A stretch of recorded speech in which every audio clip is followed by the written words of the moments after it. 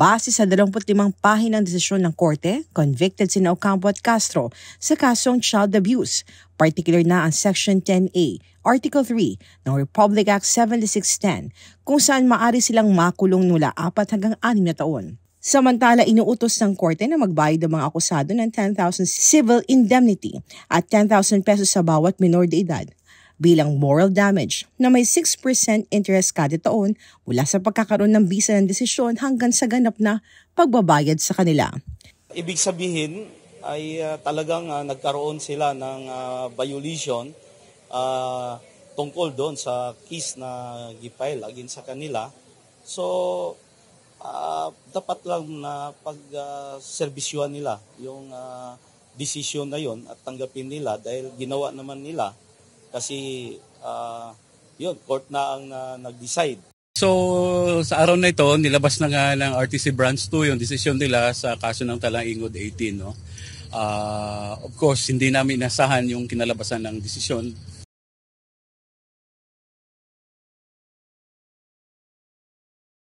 So sa araw na ito, nilabas na nga ng RTC Branch 2 yung desisyon nila sa kaso ng Talaingod 18. No?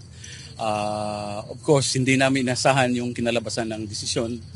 Ang desisyon ng korte ay nag-ugat sa isinampa na kasong trafficking dahil sa pagkakadakip kina dating Bayong Muni Representative Saturo Campo at ACT Party's Representative Franz Castro at iba pa noong November 28, 2018 matapos makita sa isang checkpoint na ibinyahin nila ang mga menor de edad na miyembro ng indigenous community ng Talaingod, Davao del Norte. Base sa 25 pahinang desisyon ng korte, convicted sina Ocampo at Castro sa kasong child abuse, particular na ang Section 10A, Article 3 ng Republic Act 7610 kung saan maaari silang makulong mula 4 hanggang 6 na taon. Maliban kina Ocampo at Castro ay kasama din nilang convicted sa kaso sina Maria Eugenia Victoria Nolasco, Jesus Madamo, Merito Poquita, Maricel Andagkit, Marshall Rendon, Marian Aga, Genevieve Paraba, Nerhaya Talyado, Maria Concepcion Ibarra, Nerfa Awing, at Wingwing Daunsay. Habang acquitted naman sa kaso sina Pastor Edgay Ugal, Reverend Ryan Magpayo, Eller Ordeniza at Reverend Jury Jaime dahil sa kabiguan ng prosekusyon na patunayan na sila ay may sala. Magugunit ang inirason ng kampo ni Ocampo at Castro na nagsasagawa lang daw sila ng rescue mission dahil biktima daw ang mga guro at estudyante ng Salugpungan School sa Talaingod ng harassment mula sa mga tribal leader at militar. Pero sa kabila nito ay nakita ng Regional Trial Court Branch 2 ng Tagum City, Davao del Norte na nagkaroon ng pakikipagsabuatan sina Ocampo at Castro at iba pang akusado para pagsamantalahan ang tiwala na 14 na menor de edad na miyembro ng indigenous community. Ayon sa korte, wala namang legal o moral duty ang mga akusado para samahan ng mga menor de edad at isakay ang mga ito sa 5 van at ibiyahe mula Talaingod patungong Mako. Mismong ang mga magulang at tribal leaders na nagreklamo sa ginawa ni Ocampo at Castro. Ang nais lang naman nila ay ipasara ang Salugpungan School sa kanilang lugar at umalis sa mga guro nito. Pero hindi nila lubos akalain na sa kanilang paglisan ay bitbit din ito ang mga minor de edad na estudyante.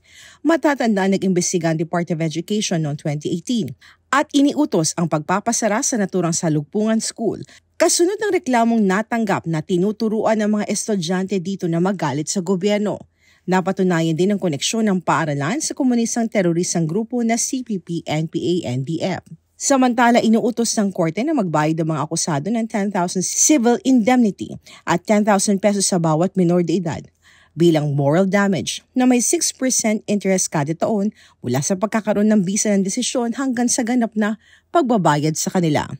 Samantala, isang welcome development naman para sa provincial government ng Davao del Norte ang nasabing desisyon ng korte. Patunay ito na nararapat harapin ni Ocampo at Castro ang katotohanang nilabag nila ang batas.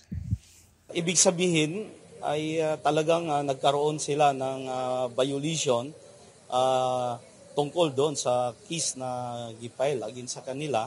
So, dapat lang na pag-serbisyuhan nila yung desisyon na yon at tanggapin nila dahil ginawa naman nila kasi yun, court na ang nag-decide.